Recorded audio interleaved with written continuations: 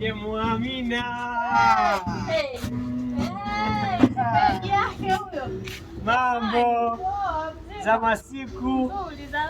Sasa tunaendelea. Tunaendelea vizuri, sijui nyinyi. Umeamua kujifungia. Jamani, majukumu ya nyumbani mwenzangu. Majukumu wapi na wewe? Hao ndo mambo ya Sudi.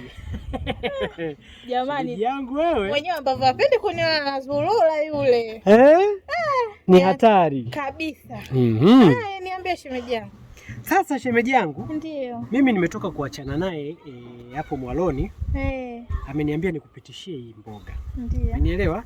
Na kwa sababu tumetoka asubuhi mapema ziwani, mimi nafikiri uwahi kuitengeneza shemeji yangu. Leo mmetoka mapema Leo tumetoka mapema kwa kweli. Japo hali bado sio nzuri, lakini tunashukuru Mungu. Kwa hiyo jitahidi uzitengeneze bado mapema kabla hazijaharibika.